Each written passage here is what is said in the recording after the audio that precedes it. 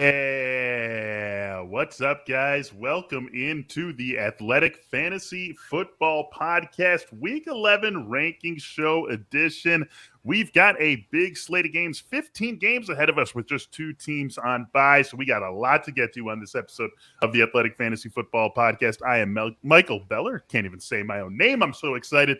Joined, as always, by my 2 trusty co-hosts. Let's start off with Brandon Funston. Funston, what's up? What's up, man? Don't have much to say this morning. And then week 11, bring it on. Week 11, bring it on. Week 11, bring it on. I think that's right really week? the. It is week 11, right? What week? It is week 11. It is week 11. Oh man, your video decided to crap out on you at the beginning of the episode. That's what happened. Yeah, I think you were trailing behind us a little bit in terms of transmission of voices. Just a little bit. But now you're good. Now you're good, right? Apparently my computer is not ready for week 11. I am, though. Yeah, right. Well, I mean, yeah, as long as you are and your computer is mostly ready, then we'll be okay for this episode. Jake, let's just you and me talk for a little bit. How you doing, man? I'm doing better than Funston's computer is doing. How about that? Yeah, that's good. That's good. And hopefully everything catches up and we're feeling good about all that we've got. Because we've got a lot to talk about, you guys. We got a very interesting week 11 ahead of us. So many backup running backs that are part of our lives this week. We've got the possibility of Russell Wilson and that Seattle offense hopefully bouncing back. We've got Kyler Murray on the other side of that game. And is he going to return? Is he not? Clyde Edwards-Helaire, is he going to return? Is he not? We've got a whole lot to talk about as we get ready to set our Week 11 lineups. And, of course, it all starts later tonight, about 9 hours from the time that we are talking right here with the Patriots and the Falcons kicking off Week 11 for us. But that is not when we're going to start this show. Instead, we're going to start this show with the Packers and the Vikings. Packers 2.5-point favorites in Minnesota. 49.5 is the over-under on BetMGM. And this all starts with A.J. Dillon, who we know will be taking on a primary role for the Packers this week. Guys, give us someone who is behind A.J. Dillon in your ratings. We know everyone who's got A.J. Dillon is starting A.J. Dillon, but let's start with you, Jake. Someone who you have behind him in your running back rankings that maybe will make people say, oh, wow, A.J. Dillon could be that good this week? Ezekiel Elliott. Yeah, I mean, that's a good one. As clear as you could possibly get is the fact that he's inside the top 10. I was talking with Ratcliffe on the show yesterday, and I said, are we playing the potential James Conner game, as we just saw last week? And I knew the answer, but I was setting up for the point of this conversation is that, James Conner was in a complete timeshare, was touchdown reliant. He wasn't like A.J. Dillon, providing value in all 3 downs and looking more explosive. And also in an offense that is better, as doesn't have Colt McCoy at quarterback. It has Aaron Rodgers at quarterback. So we've already seen enough from A.J. Dillon. We already said A.J. Dillon was a thorn in Aaron Jones' side. So, it was a year late and still right on that one. It just didn't happen last year. But we had the conversation at the beginning of the year again, Austin Eckler versus Aaron Jones, and it was happening this year. But it really just comes down to bell cow, D'Ernest Johnson-like value. We had D'Ernest Johnson inside of our top 10 or 11 with no Nick Chubb, and A.J. Dillon's there, and potentially even better than D'Ernest Johnson. Yeah, I mean, I would say Deandre Swift. I have Ezekiel Elliott right behind A.J. Dillon as well, but just to go, with another option here. Deandre Swift, who, when they're getting blown out, he is huge in the passing game. And then last week when they're playing competitive, he had 33 carries and 130 yards. So somebody like Deandre Swift, who is no longer game script dependent, is also somebody I'm playing behind A.J. Dillon. I mean, he's right up there. He's an easy start. He's a top 10 running back this week. He's easily a running back 1 and maybe carves out an even larger role for himself than what he already had when Aaron Jones does indeed return. And that's obviously something we'll be watching again leading up to week 12, because that could be another game that Aaron Jones misses in advance of Green Bay's week 13 bye. This is a very cut and dried team or game in terms of who we start and who we don't. That happens to be the case in a lot of Minnesota Vikings games. So let's just have a little bit of fun, guys. We've got this game. The next game we're going to talk about is Kansas City and Dallas. So just for the hell of it, just to have a little bit of fun, we've got big-time receivers in both of those games. Who has the better combined game, Funston? Devontae Adams and Justin Jefferson, or Tyreek Hill and CeeDee Lamb? I will give, since I have Devontae Adams number 1 and I have Justin Jefferson, I think number 4. So, I mean, it's splitting hairs, and obviously could go either way. But I mean, if I'm going to go with the Green Bay Minnesota matchup and go with Justin Jefferson and Devontae Adams.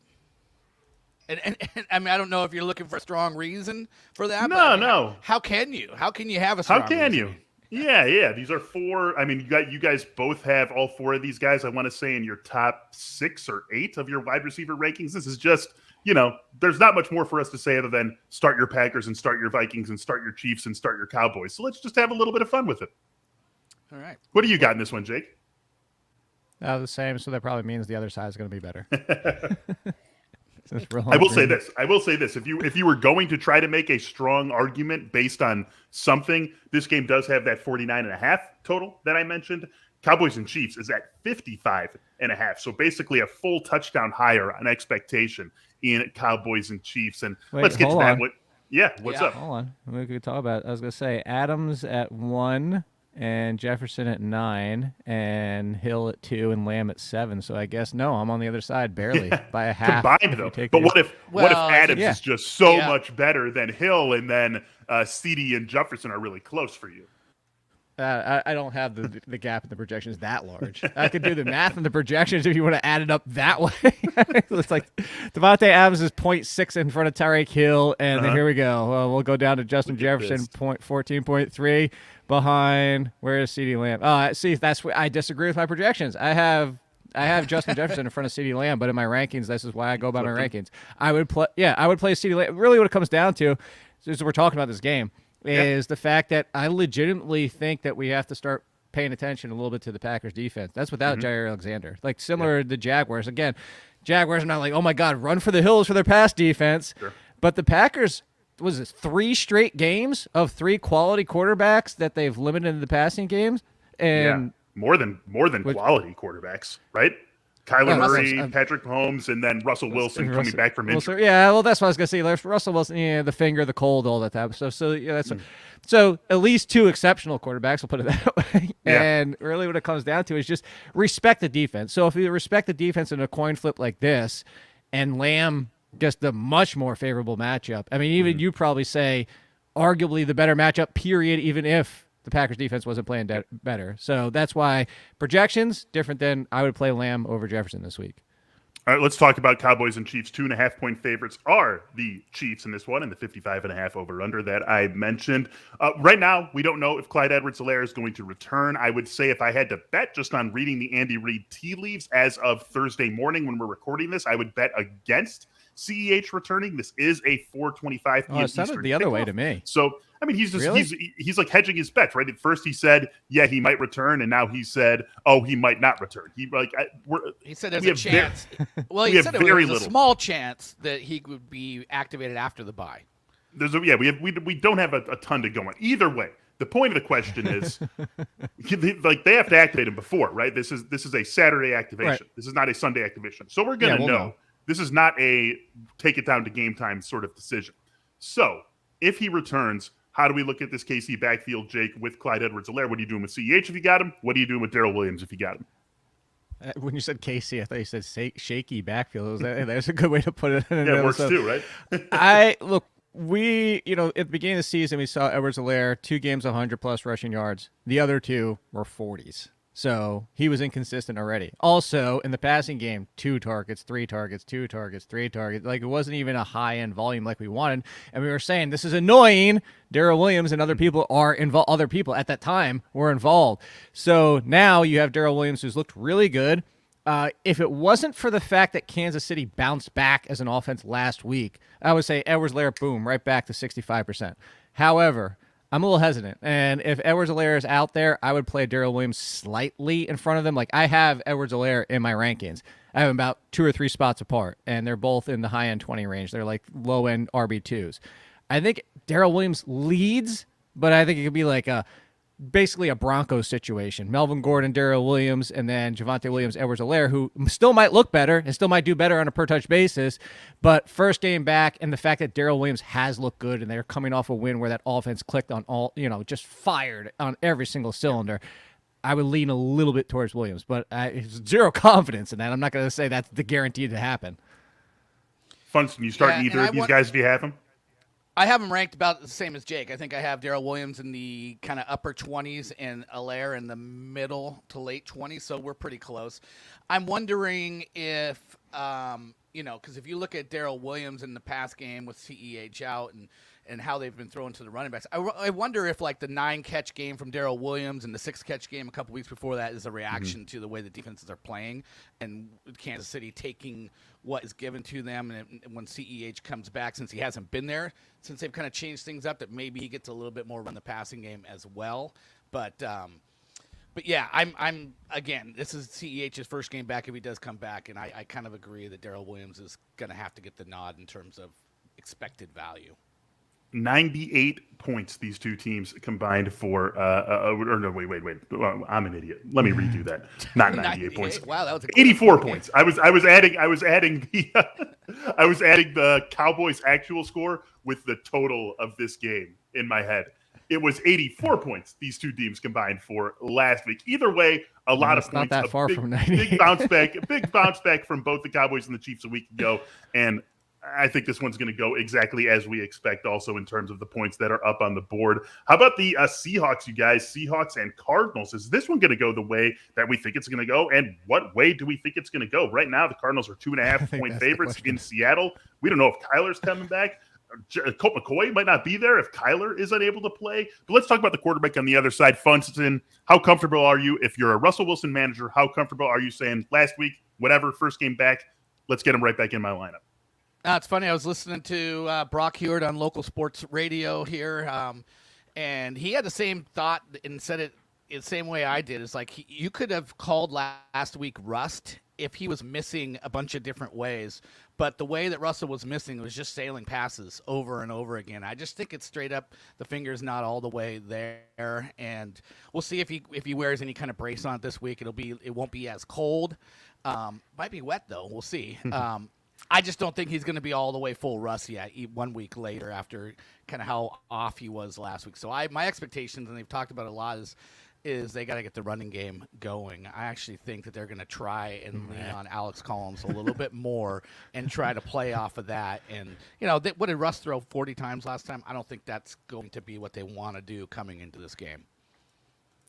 Yeah, but it would be nice if you could lean on the running game. But Alex Collins has been an RB3 just in replacement. I mentioned. Yeah, well, I'm ranking him RB27, so I'm not. Yeah, so there you go. I'm just telling you, I think they're going to try, but I don't know if they'll be too successful. No, I don't disagree with the fact that you can try. Just good luck with what their options are. The point I was going to say about Russell Wilson. Well, listen, if it's a third-string quarterback for the Cardinals, it might.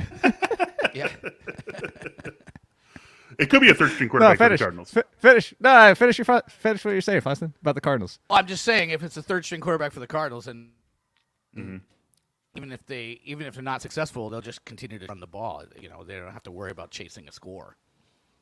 I think they're going to do everything. And as much as it makes sense not to bring back Murray because they have their bye, I think just the fact that, get this division another game ahead with the fact, if they lose, because the Rams lost, they could be like, all right, they're fine.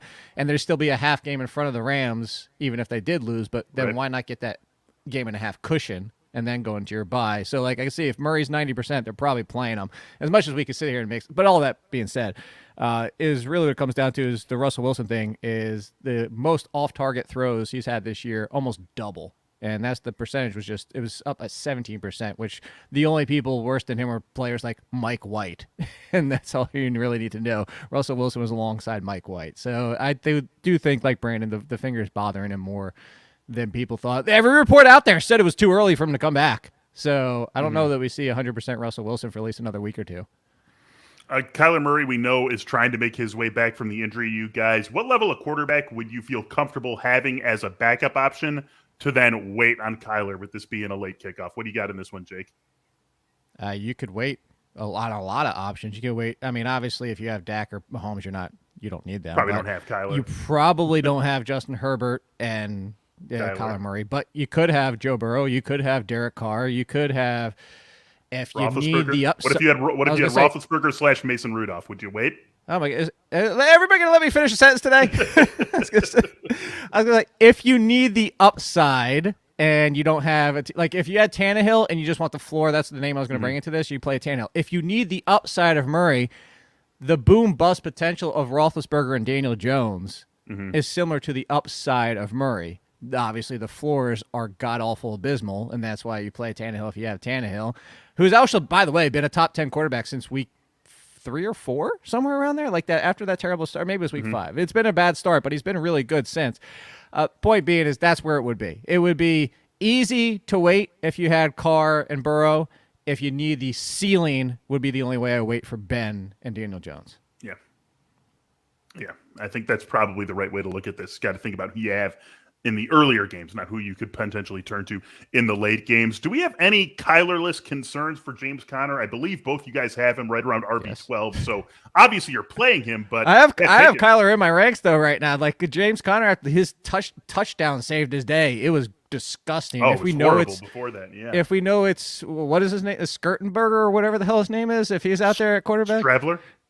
Yeah, if he's out there, I like Skirtenberger better. If he's out there at quarterback, I would have James Conner as a mid-upper RB2. He wouldn't fall terribly. Yeah, he's still playing him most likely. The offense would be really hurt. For the question, real quick, before you go, Funston, Nuke without Kyler. Nuke's not playing. DeAndre Hopkins isn't playing. Yeah. That's the one that's like, it seems like that's 90% definitely not happening.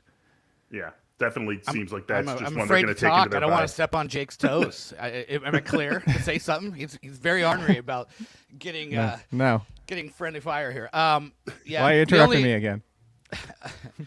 Can I say something here? Yeah. Yeah, no, I mean, the Seahawks' run defense has been good lately, and I'm worried without Kyler there. But the one thing that kind of running backs have been hanging their hat on is they kill them in the passing game, kill the Seahawks in the passing game. And James Conner can do that. I would not be surprised, third-string quarterback, they lean on that a lot. So I kind of am, like, ranking Conner still fairly high with the idea that, okay, the running game could be ugly again, but, God, the passing game is always open for running backs. Yep. All right, guys, Thursday night game up next. If you are listening to this on Friday or Saturday, go ahead, fast forward a couple of minutes. We are doing this on Thursday, though, so we're going to talk Thursday night football. Damian Harris back for the Patriots. Funston, can you still start Rhamondre Stevenson?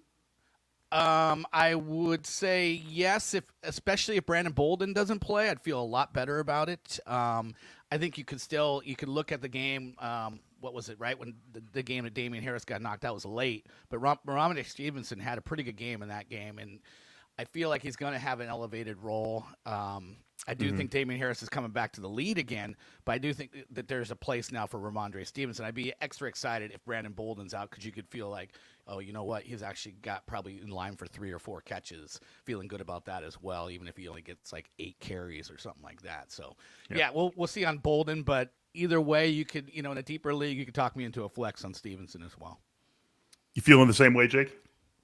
Yeah, copy paste the Chiefs, but Damian Harris stays as the lead versus Daryl. Like he gets his lead back, but I have them both. The Broncos again. I have them both. Yeah.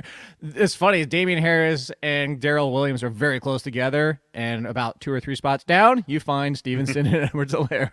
Yeah, and we're going to have a few of those backfields for sure this week. Maybe Atlanta is like both behind there. If Cordell Patterson doesn't play again, we don't know for sure just yet, but if he doesn't play, Jake, you want to mess around with either Mike Davis or Wayne Gallman? No, but some people might have to. That's what it really comes down to. And it's interesting. I keep saying this, even though the reports just yesterday we saw where they came out and said that game Gallman got his run because Patterson got hurt and because the game was already out of hand. And I still say I have Mike Davis for the floor, and I think Mike Davis is lead. But if I'm going for ceiling, I would risk the Gallman 0. There is a risk for that. He doesn't barely even touch the ball, and it's all Mike Davis. But Mike Davis just has 0 ceiling. We've seen Gallman in that game. He got a few touches before all that mess happened, and Gallman just looked better. Very similar to Deonta Foreman and Adrian Peterson, just looks better.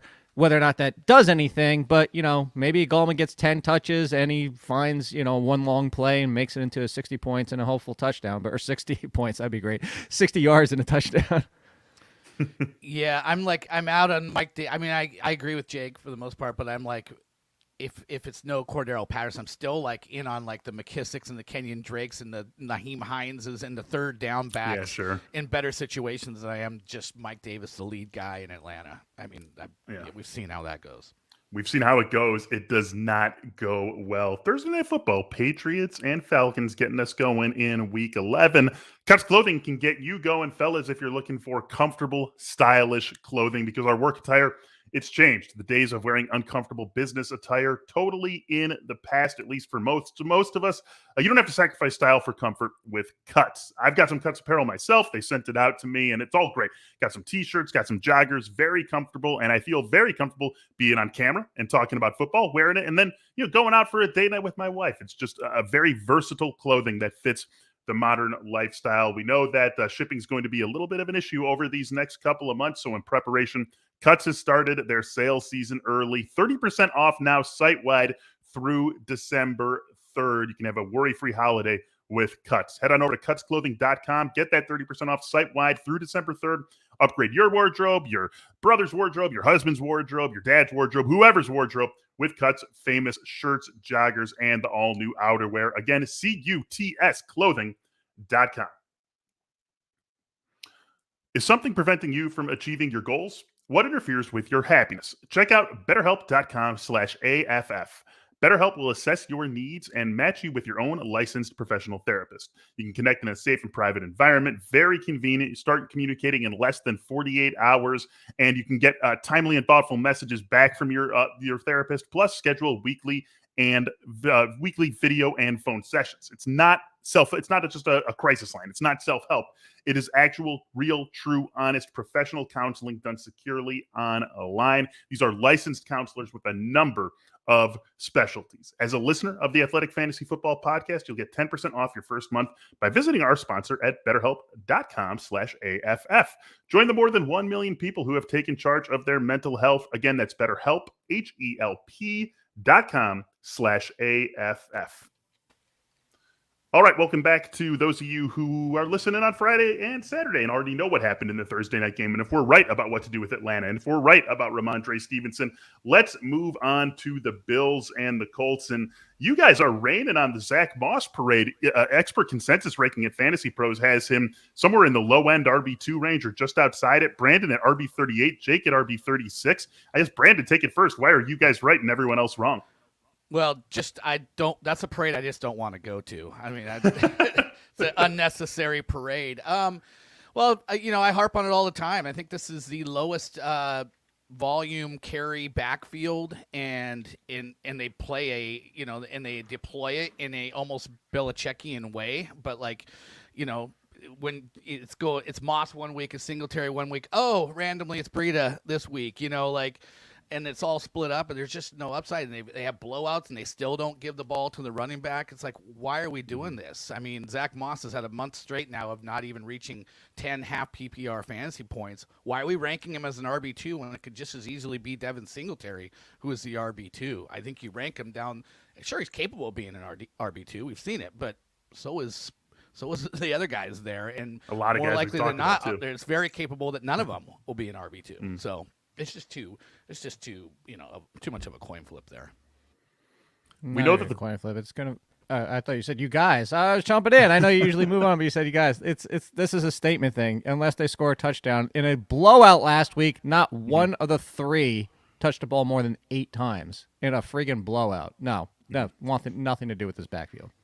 We know we want something to do with Michael Pittman. We also know that this is a very, very tough matchup. So here's my question for you guys on Michael Pittman. Obviously, everyone who has Michael Pittman is starting Michael Pittman. That's not what we're talking about. But if some fantasy football genie came to you and said, all right, Jake, you can lock in whatever stats you want for Michael Pittman, or you can roll the dice and take what he actually gets. What's the lowest you would take? What's would you take 6 for 70 and no touchdown? What's the lowest you would take considering how tough this matchup with the Bills is?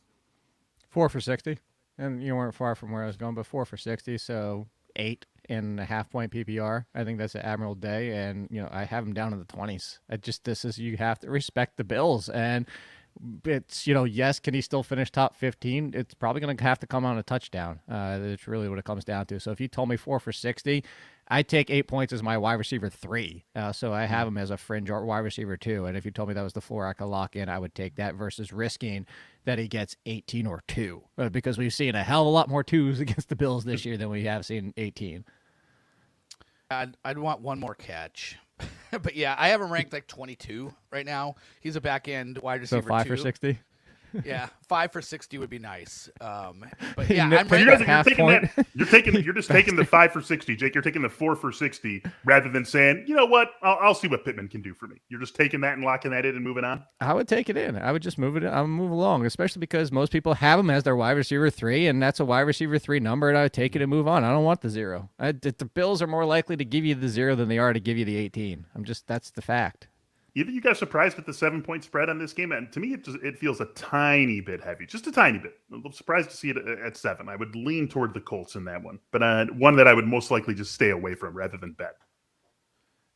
No. So Buffalo's been a little bit, they've been shaky of late, and it seems like a lot of their games they have to turn it on in the second half to salvage the line. But I guess it's a little bit high, but just because of the balance that Indy has, they have decent defense and they can throw and they can run. And they have a pretty well-rounded team.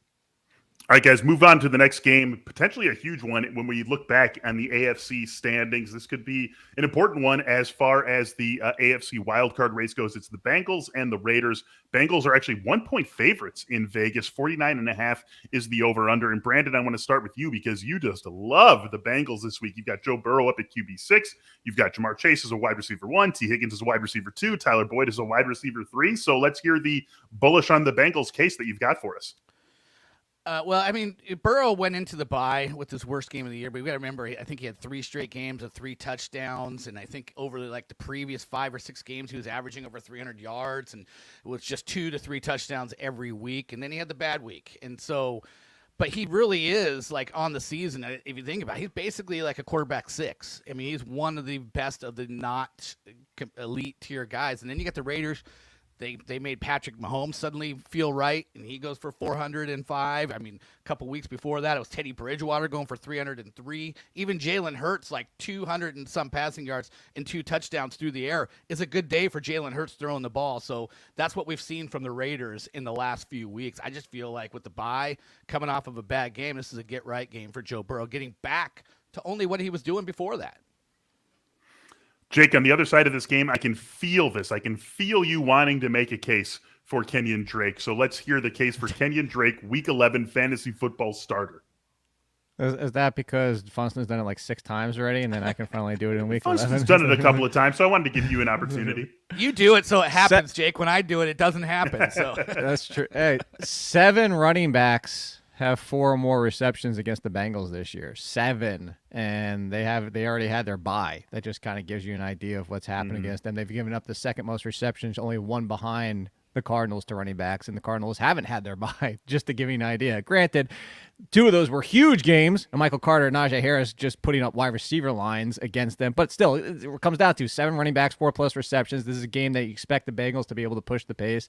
You expect this to be a high-scoring game. And if that's so, you are chasing a timeshare, but this goes back to Chase Edmonds before he got hurt, and Javonte Williams if he was in this game. You're chasing the second option, but that's why he's an RB3 play with a ceiling for a potential top 20 finish.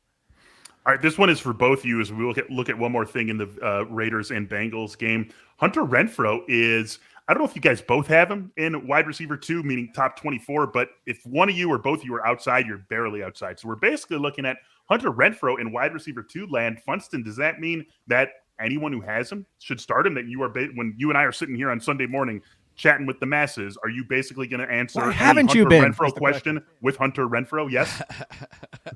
What do we always say? Follow the volume. I mean, Hunter Renfro, 9 targets practically every week now. 3 straight weeks of 7 catches. He's scored in back-to-back weeks. And I always say we're in week 11 now. You are what your numbers say you are at this point, kind of. And he's wide receiver 29.5 PPR. And if you take out Cooper Kupp and Robert Woods being in front of him and they're on bye, you kind of have to, with the way things are going, the volume he's getting right now, you kind of have to put him in the mid-20s at wide receiver at this point. Yep. That's it.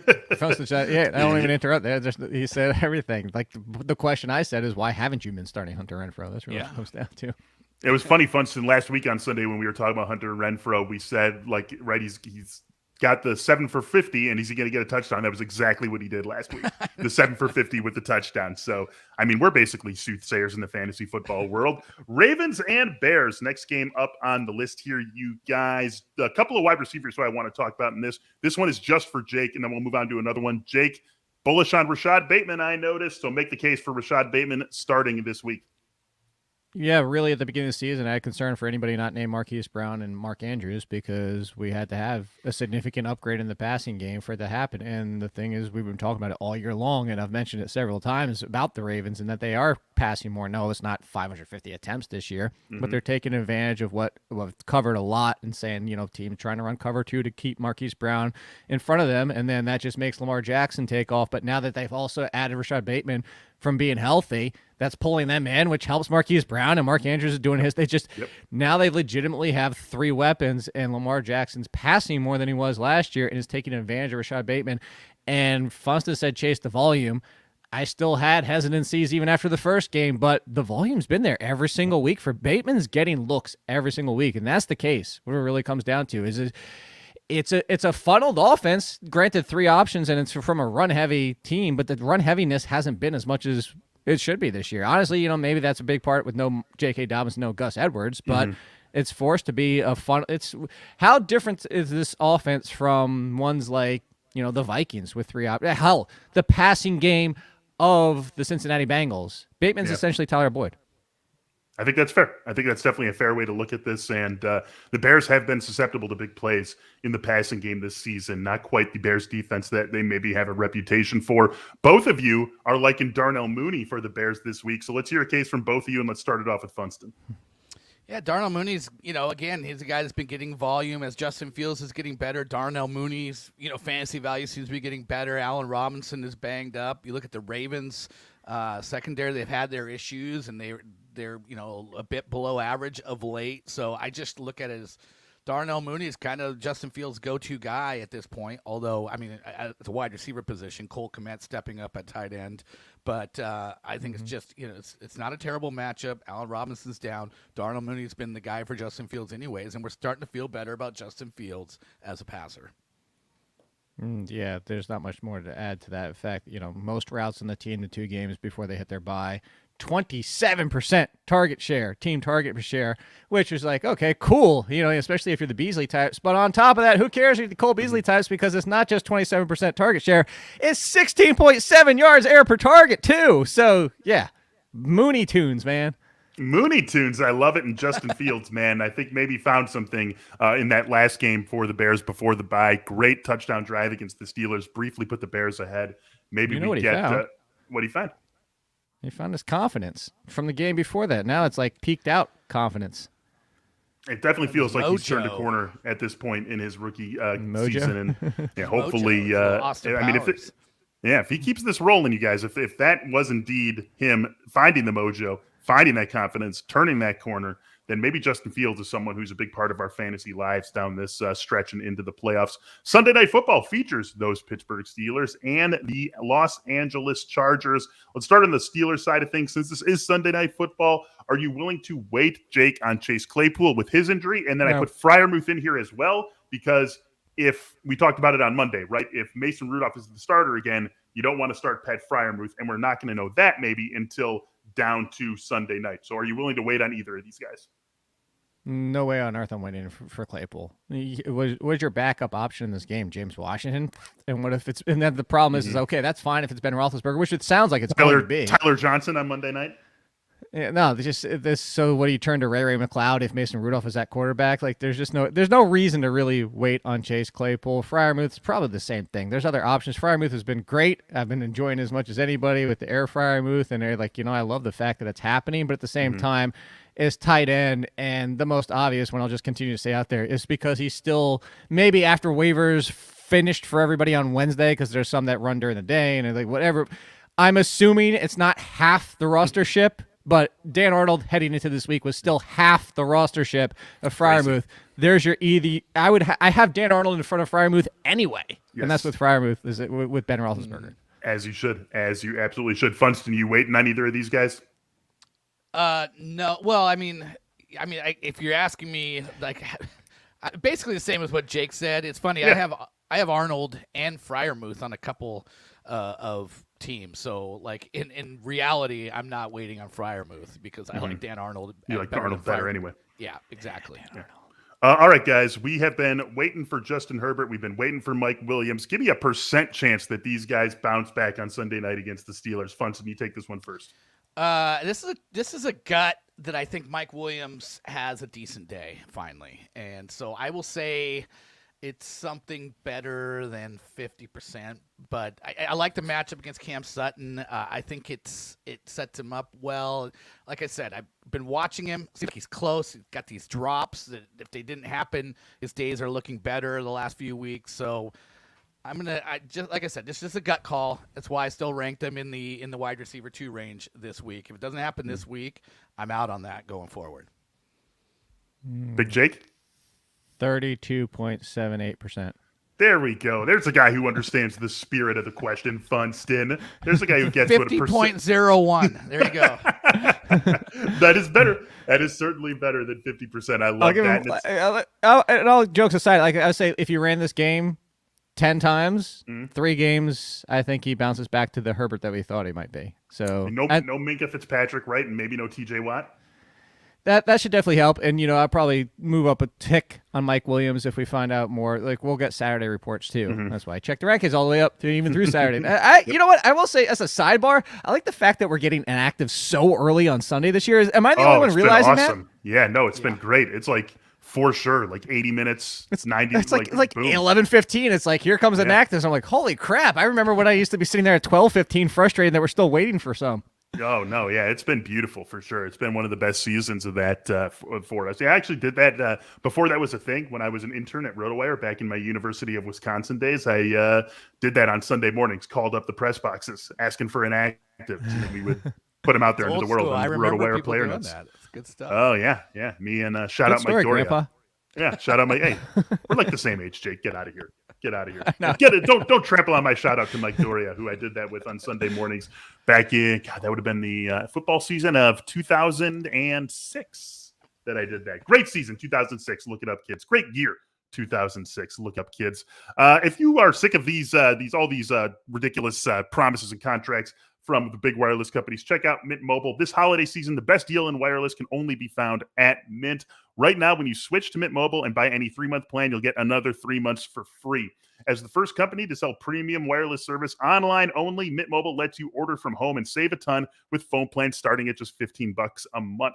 By going online only and eliminating the traditional costs of retail, Mint Mobile passes significant savings right on to you.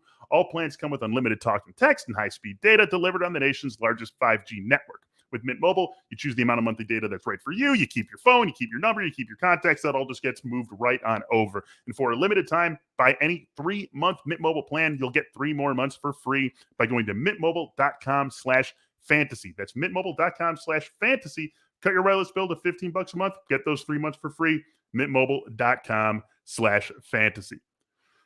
Ritual is a plant-based, sugar-free protein powder reimagined to be a building block for your daily life. Protein powders and supplements can be a little bit intimidating. Ritual was made to cut out all that BS, make nutrition safe, transparent, and easy to understand, so you know you're getting exactly the right thing. It's made without gluten, made without genetically modified ingredients. Ritual provides essential protein and nutrients that support bone health, brain health, and lean muscle mass.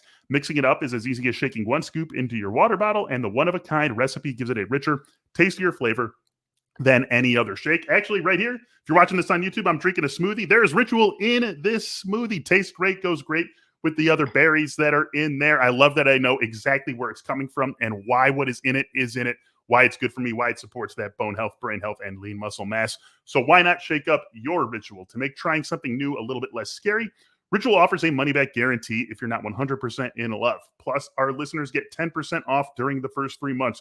Just visit ritual.com/TAFF. That is ritual.com/TAFF. All right, guys, next game on our list here is the Jaguars and the 49ers. 49ers 6.5-point favorites in this game. We got a total of 45.5, and we have a good, honest head-to-head. You guys have been thwarting my head-to-heads over the last few weeks because there just isn't a big enough difference in a lot of the players to make it worthwhile talking about. But this is a nice sizable one. Marvin Jones, Jake's at wide receiver 31, Brandon down at wide receiver 40. Jake, let's hear the positive case on Marvin Jones. There's not a huge positive case on it, but you kind of look at some of the matchups, and San Francisco hasn't been that fearsome so far this year that you're like worried about the San Francisco. I'm actually, at this point, I'm more worried about the Jaguars' pass defense than I am the 49ers defense that we've seen for the past 2 weeks. Mm-hmm. And it really comes down, look, Marvin Jones, it's similar to Funston with Mike Williams, not on the Mike Williams level. I'm not going to say it's 100% a gut call, but Marvin Jones has been left out more often than not at the beginning of the season. I tied in Marvin Jones and Brandon Cooks together and said volume. The volume hasn't been there. But if you look at this game and Trevor Lawrence trying to get right, Chenault's not the answer. Dan Arnold has been. Agnew's been fun, but Agnew did his job not even in the passing game last week. It's still Marvin Jones. If you want to try and get some semblance of the offense, you get it going with Marvin Jones. So it's just he's down in the 30s. He's behind Bateman. I'm not that excited. Or no, he's right there with Bateman. You know what? Yeah, he's behind Bateman. I need to switch that. Bateman one spot over Marvin Jones. So he's going to slide down to 32, one more spot. But look, he's a bottom end wide receiver 3 play, hoping for a touchdown, really. Yeah, you look at the game log, and it's 6 fantasy points or less in 5 of his last 6 games. It's terrible. Mm-hmm. And I feel like I've watched a decent amount of Jacksonville the last few weeks. He just doesn't show up. Yeah, I know exactly. But when you're watching these games and you have Marvin Jones in your lineup, you're looking for Marvin Jones, and he just doesn't show up. He just doesn't pop. Like, he does not even look like he's part of this offense right now. And I find it to say, okay, I'm tired of hitting my head against the wall and ranking him as a wide receiver 3. I got to knock him down to wide receiver 4 this week because that's what he's been. And I don't even think he's probably even been a wide receiver 4 over the last 6 weeks. So the upside's still there, but man. This Jaguars offense is tough to watch right now. Yeah, it really is. On the other side of this game, we're assuming Elijah Mitchell is going to play. He's got a fractured finger, but sounds like it's not going to keep him out of this game. If he is out, we all know that Jeff Wilson, an easy play. Funston, based on where you have these guys ranked, I feel like you can maybe make a flex case for Jeff Wilson. Let's hear it. Yeah, who were you asking me to make flex case for earlier in this at the top of the show? Yeah, I was like, can you... Dude, I'm keeping track of like ads and all this, all these other things. No, you guys both hate Zach Moss. It was somebody earlier. I've got all these ads to read and all these players, and I'm clicking through banners. Like, once we pass it, we pass it. Okay. Yeah, I think given the fact that Eli Mitchell had the rib injury, now he has the finger injury. If he does play, you could see them maybe not. Was it Rhamondre Stevenson? It might have been Rhamondre Stevenson. I'm trying to compare them. Like, I like Rhamondre better than Jeff Wilson, but I think he could make he got 10 carries last week. This could be an absolute slog of a game against Jacksonville where there's a whole lot of carry volume, and I could see Eli Mitchell getting to 20 and Jeff Wilson still getting to like 13, 14, 15. So I think you could make the case. I don't know that we saw a goal line carry against the Rams, but there's at least with the kind of the bang up of Eli Mitchell, there's a potential that they might want to use Jeff Wilson at the goal line. So like I feel like there's a decent chance for a touchdown in there as well. Look at this personal attack from loyal viewer Alex Bernstein on me, you guys. Just graduated middle school in 06. I was a senior in high school, at least the fall, or a senior in college. The fall of 06, 07. What's up, class of 2007 college grads? Unbelievable. So for that, Funston, real quick, nobody had a goal line carry for the 49ers last week. So there you go. So I was like, remember Elijah Mitchell included. Yeah. Yeah. It's because Debo was scoring from deeper. Debo. Titans and Saints. Let's take a look at that game, you guys. We now have 2 games worth of data on the Derrick Henry-less Titans. Kind of a broad question I have for you guys. Michael Salfino, our colleague here, tweeted out that they're 100 yards down on average from where they are per game with Derrick Henry. So, I mean, what do we think, Jake, of these Derrick Henry-less Tennessee Titans? How do you go into a week? Like, what's the baseline that you go into a week assuming they're going to beat? The Houston Texans and Buffalo Bills, and okay, that's a hell of a lot. Like, actually, what about the Seattle Seahawks? I think without Chris Carson, they're kind of like the Seattle Seahawks. At least Alex Collins gets the majority of those touches, though. That's the thing. It's like nobody's getting the majority. I'm not even necessarily talking just the backfield. I mean, just like this off. Like, what are your feelings about this offense in general without Derrick Henry? Like, how do you feel about Tannehill for the backfield? I was gonna say they're actually the Bills. It's a fun offense. The backfield is just miserable unless somebody scores a touchdown because Adrian Peterson comes in the red zone. Donta Foreman looks better. Jerry McNichols' role hasn't changed, so it's just the Bills. This fun, like the passing game, still the Bills, still fun. AJ Brown, it's a bad game. AJ Brown is still a top 10 wide receiver. Another good matchup this week. Those things kind of happen. Go through the game log. How many times has Devontae Adams had a bad game? Well, I think he's got like 2 on the season. He actually has been the Devontae Adams of the 2020 season. Tyreek Hill has down games all the time. It's just there's very few that are Cooper Kupp, and that's because Cooper Kupp is the only one right now this year who's just out there no matter what is every single damn week.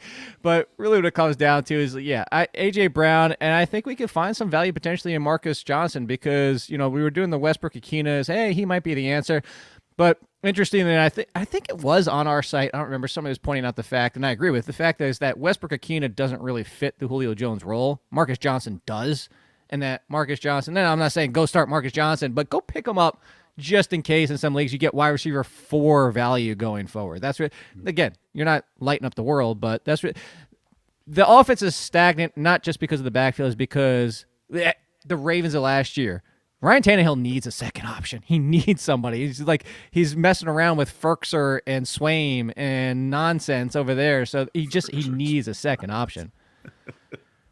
I think that with AJ Brown, I'm not going to argue that he's not a top 10 guy, but of the top 10 guys that we would argue are in that, I just think the roller coaster ride volatility of AJ Brown's a higher degree than anybody else there, and we've already seen it this year. I think I just looked; he had 5 games, a 6.7. Is it higher than Tyreek Hill though? Absolutely. If you look at them, they're about the same. Tyreek's getting at least 12 targets, and even his bad games are 6-7 catches for 50 yards right now, which you can live with. AJ Brown's a little bit less. No, Tyreek's got a 4, a 5, and then a 5 for 56, and a 6 for 49, and so he's had some pretty miserable games too. Well, I'm just saying 1, 2, 3, 4, 5, 6 games for AJ Brown under 50 yards. I mean, it's and it's half the more than half the season. 3, 4. Okay, so you beat him by 1. And then he's got a 56 and a 63, right? So you beat him on 1. And he's also scoring more touchdowns, and so I'm just saying. Okay, that's fair. I'm just saying, I think the volatility is not that dissimilar. Okay, but it's higher. It's higher. It's higher. Okay, it's whatever. Higher no matter what. All right. When I said Titans and Saints, obviously I meant Titans and Texans. Let's blow through this really quickly, though. Brandon Cooks. I'm surprised, guys. The expert consensus on Fantasy Pros has him down at in the mid-20s at wide receiver. You guys are both where I would be if I was still doing the ranking slog up at wide receiver 16. I just feel like that's the right thing here, and we talk about Brandon Cooks all the time. So I'm just gonna take a managerial decision for us on the show and move us forward. But wide receiver 25, wide receiver 26, that is absolutely wrong on Brandon Cooks. Wide receiver 15. Well, real quick, Funston, you know who's got fewer games than AJ Brown does for bad yards? Brandon Cooks. He's actually better than your just point about AJ Brown. So there you go. There you go. Yeah, I don't get this ranking of the consensus at all. It's you look at Tennessee's numbers against wide receivers are terrible, and you got Brandon Cooks in the top 10 in target volume. It's a perfect marriage. Tyrod 2 more weeks removed from the injury from the last time that we saw him, considering Houston's coming off the bye. This should be a much better spot. And I personally, for what it's worth, love the Texans plus 10.5 in this one. So, Brandon Cooks, fire him up with a ton of confidence. What about Mark Ingram? You guys, do we fire him up with confidence? This is Saints. Saints and Eagles is the game this week with the Eagles 1.5-point favorites at home in this game. Alvin Kamara appears to be on track to return. How do we feel about Mark Ingram, Jake, if Alvin Kamara does indeed return? He's back into the whole Jamal Williams, and Funston's talking before about Jeff Wilson and those RB3s, and he's still valuable. He's probably still usable in a lot of leagues, but I have Kamara back inside the top 10 and Mark Ingram as a fringe. I mean, look, I have him ahead of Donta Foreman, so high-end RB3. I'd rather play Mark Ingram in that offense and knowing. Put it this way: who do you think has more touches? Or if you always keep asking this question during the show, like if I told you this, if I told you there's a bet on who has more touches, Ingram or Foreman, wouldn't you take Ingram? I would take Ingram. Yes, I would. Pretty confidently, in fact. He had 14 touches the week before Kamara got hurt. If you're speculating on guys that like league guys that might be out, like I think he goes behind like D'Ernest Johnson. If Chubb doesn't clear, would be my number one of the backups, and then Jeff Wilson if Eli Mitchell sits would be 2, and then if Kamara sat, I would put Ingram 3rd. But they'd all kind of slot in somewhere in the, in that 10 to 20 range at their RB position. All right, we're going to skip the requisite Eagles backfield talk, if only because we sort of know how that situation goes. It's a tough Saints defense that we're going up against, and we're running a little bit low on time. So I'm just going to move on to the next game, which is the Panthers and the Washington football team. Let's hear from both of you. Funston, your Cam ranking at the quarterback position and expectation for what he looks like in his first game back as the starter. I'm begrudgingly putting him at number 10. I don't like watching Cam Newton throw the football, but you cannot argue his skills running the football. And the one thing in Carolina that's different than in New England is you have Christian McCaffrey and DJ Moore, and they're guys that can get open and they're easy to throw passes to, and they can get a lot of yards after the catch. So it kind of gives, it's a little less headwind there for Cam Newton than it was in New England. So I give him a decent chance to put up some numbers in the passing game, especially against Washington with no pass rush now, and they're already bad against the pass to begin with. Yeah, I have him at 13. I'm not quite as high, mostly because of what you said, the passing side of things. It was beyond god-awful last year. Like the interceptions and touchdowns it was all rushing. But, no Chase Young, Washington defense is favorable matchup. That's why I'm 13. I still have Burrow, Wilson with the finger, and Herbert in front of him. But if you wanted to argue him in front of any of those guys, I don't have a problem with it. Yeah, I'm starting Cam in 2 leagues, 2 Superflex leagues. I'm starting Cam this week, feeling pretty good about it. Feeling good about Carolina in this game. Think it could get ugly for Washington's offense against a Panthers defense that ranks 2nd in the NFL in EPA behind just the Buffalo Bills. MyFitnessPal, this is another one that I've used. I've got a good personal endorsement for it because finding the motivation to work out and eat healthy can be a struggle. MyFitnessPal can change that by teaching you about nutrition and fitness habits and helping you create the new ones that are actually going to stick for you. It's not a rigid diet plan. Instead, you gradually learn from personalized data what works for you. If your version of healthy looks different from mine or anyone else's, great. That's the point. That's how it's supposed to be. It wants to find you the best path to your goals. Even better, the MyFitnessPal premium membership where you'll get custom tools and expert guidance to help you reach your personal health goals along the way. Like I said, I've been using the workout plans. I love the workout plans because I know that they are designed by professional personal trainers. This isn't me going on the internet searching for what might work for this, what might work for that. No. I just open up the app. The plans are right there, easy to follow, and they're designed by experts. We should all be trusting experts who have chosen their field and have pursued it and found the expertise in it. MyFitnessPal does way more than just count calories or give you just those workout plans. You get the support you need to meet your health goals. To unlock all the amazing things MyFitnessPal can do and start your premium membership today, go to fantasy.myfitnesspal.com and use the code FANTASY to get a 3-month premium membership for free. That's fantasy.myfitnesspal.com. Code FANTASY for a free 3-month premium membership. Fantasy.myfitnesspal.com. All right, guys, just a couple more games before we wrap up this episode. The first one is Cleveland and Detroit. Everyone excited for this Week 11 matchup. Sounds like Nick Chubb is coming back, Funston. If he does, what are your thoughts for D'Ernest Johnson? Yeah, he's in that RB3, but I think at the top end of the RB3 mix, you can expect a lot of volume in this game on the ground. Cleveland wants to run it anyways. They get up. I think and Nick Chubb's coming off COVID, so who knows? Maybe they limit him just a little bit if he does clear. So I feel good about D'Ernest Johnson as a solid flex play. Jake, are you on that same page? Yeah. No, I want to hear from you too on this one. I thought you were just speeding things up at this point. D'Ernest Johnson right there, and I don't even say you need to limit Nick Chubb because Nick Chubb just isn't going to have over 60%. They proved that. So Nick Chubb, Jamal Williams, all these guys, the guys we just talked right before the break too. Yeah, RB3s, high-end RB3s.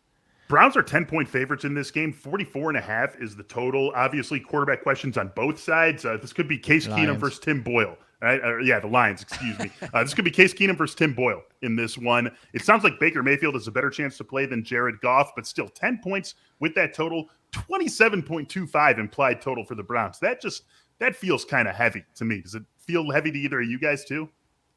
No, the line feels heavy, but that doesn't feel that heavy. You like the Lions getting 10? Yeah, I feel like there's almost a really good chance there's a Cleveland defensive touchdown. I could bake that into it almost. So the Lions scored 33 points in week 1. You know, that crazy flurry comeback against the 49ers. They've scored 19 as a max since then. They've been beaten by 10 over 10 only 3 times. One was a push against Chicago. Mm-hmm. That just so I look. They only lost by 9 to Los Angeles in Los Angeles 2 weeks ago. 3 weeks ago. They got they're blown out. That was a pull out all the stops, surprise onside kick, fake punt galore sort of game. At Chicago was 10, and then you have to go back to the beginning of the season. I mean, even the San Francisco, there was only 8. At Green Bay was the big blowout. So that's why I'm saying plus 10 feels like a lot, honestly. Yeah, I like the Browns. I mean, I'm not betting the Browns, but I am taking the Browns in the survivor pools where I am still alive. This is the time I'm not to disagreeing with that. time to use the Cleveland Browns. Dolphins and Jets, you guys both like Tua Tagovailoa right outside of your QB1 classes. So I do want to hear from both of you on this one. Jake, you first, the case for Tua. The case for Tua is healthy Tua. That's really and facing the Jets. That's really what it comes down to. That's the only case you need to be made. Is every you face more you have quarterbacks inside your top 15 against the Jets. And Tua called into action last week and looked okay. For how okay he looked. How are you just starting him in that game, which is the baffling thing about it? But, a healthy Tua, and the fact is that he runs just, only 20 or 30 yards these days, but you chip that on, and, Tua's in this conversation. Again, right in front of Kirk Cousins against that Green Bay defense, which I'm just not that confident about. Yeah, and Tua does call his own number at the goal line, too. I mean, they don't have a Jordan Howard anymore who can come in and just plow in there. Miles Gaskin and Savon Ahmed aren't automatically, your guys are bringing at the goal line. So he has scored in each of his last 2 games on the ground as well. But yeah, basically it's about the matchup. It's Tua looking healthy, ability to run a little bit, and it's just a good matchup against the Jets. We can't not talk about the quarterback on the other side of this one, you guys. What does Joe Flacco do for, or more appropriately, perhaps, to the Jets offense? What do you got on this one, Funston? I mean, they've been playing quarterback shuffle anyways. I mean, it's Zach Wilson, Mike White, Josh Johnson, now Joe Flacco. I mean, maybe it's like, I don't know what he does other than we know Joe is old and he's always kind of like short intermediate area options, and you feel a little bit dubious about the deep ball, but can he game manage? Yeah. I mean, in a game against Miami, might keep things a little bit competitive in that manner, not turn the ball over too much. We'll see, but I think he's ranked last for me on my quarterback list this week, so I don't really have a whole lot to say about Joe Flacco. Jake, let me rephrase the question to you in this way. Obviously, you're starting Michael Carter. Are you starting Corey Davis and or Elijah Moore? No, you're the wrong one there. Elijah Moore's not in the conversation. Jameson Crowder is. And so just a proof of the effect, understandably, because he has 1 million followers, of the Matthew Berry versus Jake Seeley effect, is I've been talking about Jameson Crowder and Corey Davis matchup-wise and had them very close in my rankings. And Matthew Berry tweeted out the fact that this feels like a Crowder game if you look at the fact that slots against the Dolphins, and that's the conversation I had with Pat Mayo. Nobody listens to me. Everybody listens to Matthew Berry, which they should. He got 1 million followers. That's why. That's why Matthew Berry is Matthew Berry. But the rankings pull close. I had giant gaps to consensus, which is you were talking about, and they're getting smaller. There were double-digit gaps on both of them. They're both now only single-digit gaps. You beat the Dolphins over the middle. What does Joe Flacco also not do? Throw downfield. You beat the Dolphins with Jameson Crowder this week. Elijah Moore is actually less in the slot than even Corey Davis is. That's how much he plays outside now. So Elijah Moore's not even in this conversation. You start Corey Davis begrudgingly because he still gets the volume and he could get the touchdown, but I don't think Corey Davis and Marvin Jones are that different this week. I'm starting Crowder. Hey guys, don't tell the 2014-13 Broncos that Joe Flacco doesn't throw downfield. Hey, it's funny you bring up Marvin while you're in Jones. The booth and calling up the injury reports. I think Marvin Jones had his last good game against these Dolphins. They're not dissimilar, but Marvin Jones had a 7-100 and a touchdown game a few weeks back against these Dolphins. So Corey Davis is the opposite of Marvin Jones for me, because every time I watch Corey Davis, he shows up. And I understand the matchup may not be conducive to his style as much, but I'll see him as the guy that they're going to try to get the ball to. I don't disagree that Jamison Crowder is also a good play as well. All right, guys, let's wrap things up here. Monday night Falcons game then. Ooh, sorry, where Corey Davis didn't show up. Burn. Monday Night Football, Giants and Buccaneers. Buccaneers 10-point favorite, 10.5-point favorites. No, Jake, not willing to wait on Antonio Brown? No, I think we'll do on Saturday anyway. Like, he's cleared or not. I'm not playing this. No. Funston, anything different on that? Willing to wait on Antonio Brown? No, I mean, I'm kind of with Jake on that. I think it'll help, potentially like a Mike Evans, and things like that. There's some things there's some dominoes that might help out the Tampa offense. But I would bet 1,000 bajillion in my entire bank account that neither of you know what Brandon Bright's comment just meant. I do not get it. No. I don't get it. You don't? No, of course. Adam Hangman Page came back to Virginia last night as champion of AEW. Man. Now that's big. That's big. How does that affect your love for Kenny Galladay this week, Jake? Is it really love? Is it more a fact that if he's healthy, top 30 receiver? Yeah, it's Corey Davis, Marvin Jones, like all they're outside wide receivers. You could get 2 for 30, or you could get, hopefully 4 for a decent amount of day, and the touchdown. That's really what it comes down to. I do love Sterling Shepard the most. I just don't know how healthy he is. Again, like Antonio Brown, we should probably know on Saturday at some point, though. Yeah, I was able to interview Pat Leonard earlier this week from the Giants. He works for newspaper, covers them, and he didn't think Shepard would be back for a couple weeks. Well, I'm just saying he's a guy. It's embedded in New York. Huge name drop, Pat Leonard of the New York Daily News. Oh my God! It's like now Funston. It's like Beyonce or Pat Leonard. Yeah, right? There you go. But he felt like Shepard was definitely no go this week, and probably no go next week. And Kadarius Toney is still wearing a huge wrap on his ankle and is looking like he's still not 100%. And that's why I'm more excited about Kenny Galladay this week than I've been in a long time. The game's got a total of 49.5 also. So one of the higher totals, obviously the Buccaneers being 10.5-point favorites, eat up a good chunk of that total. But there's reason to think that the Giants can maybe get things going. And hey, Saquon Barkley, guys. Saquon Barkley back in. Hey, breaking news. Derrick Henry could be back in January. Derrick Henry could be back in January. The Titans, man. We're gonna have to talk about that on another, because the Titans, just like, what a beautiful, the fact that they lose Derrick Henry and then their schedule over the back half of the season looks the way that it does, and everything that's happened in the AFC, like they could coast almost to that bye and then get Derrick Henry. Hey, before you get out of here, for you want to talk about schedules? You know who's gonna be a league winner again this year, facing another beautiful last 6 games? Angel from Montgomery. Yeah. Angel from Montgomery. Absolutely. He got it again. He's got another beautiful schedule. There we go. Justin Fields, maybe right there with him. But that's enough. We've done enough talking to you on this episode of the Athletic Fantasy Football Podcast. So we're going to let things go. For Jake, for Funston, I am Michael Beller. Thanks for joining us. Good luck. Week 11 kicks off tonight. Can't wait to talk to you again soon. Good luck. Let's all go out there, get some W's in Week 11. We'll see you later.